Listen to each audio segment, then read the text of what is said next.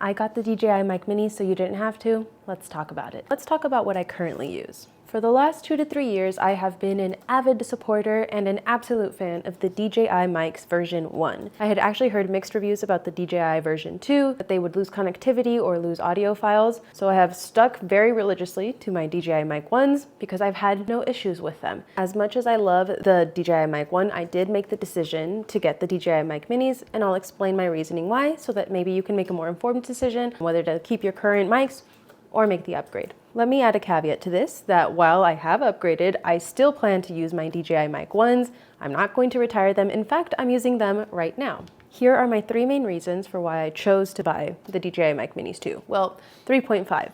The 0.5 being the price point. The DJI version 1, they were $279 at the time that I bought them, and I believe they still retail about the same. Starting price point for the DJI Mic Mini is $169. $169 to $279. That's quite a difference in price. So I'll count that as my 0.5 reason for why I chose to get these, even though I do already have version 1. The first reason that I wanted to get the DJI Minis, and this one might be a little bit controversial, but it's actually because they finally removed the touchscreen from the receiver. My fingers struggle to slide the screen down. Sometimes when I'm physically putting it into, for example, my DJI Pocket 3, I'll touch it and I will change some setting and then I have to figure out what I've changed and go back to it. So in my opinion, removing that touchscreen was actually a huge improvement on the product.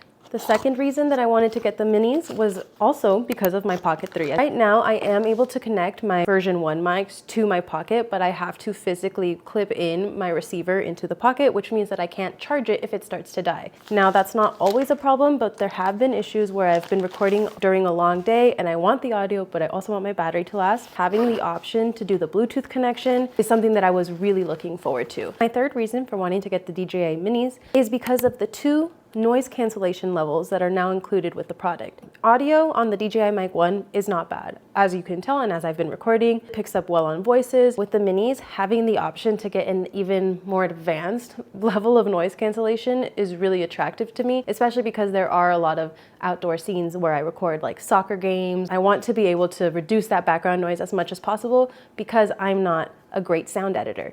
If I was more advanced in sound editing, maybe I wouldn't need the feature, but because it comes included in the mic, it's something that I really much want to take advantage of. Quick comparison of the case for the DJI Mic 1 versus the DJI Mic Mini. Obviously, it is a little bit smaller.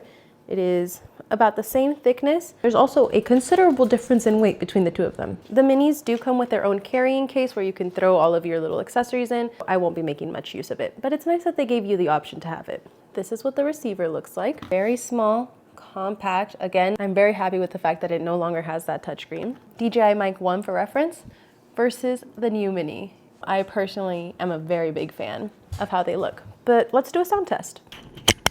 Even the magnet is tiny on the Mini.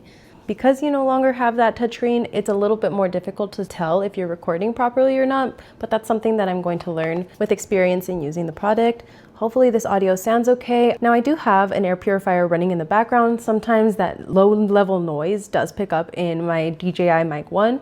So let's go ahead and try the second level of noise reduction and see if it removes it completely from the audio. To toggle on the second level of noise reduction, all you have to do is press the power button once shortly on the receiver and it should automatically turn on.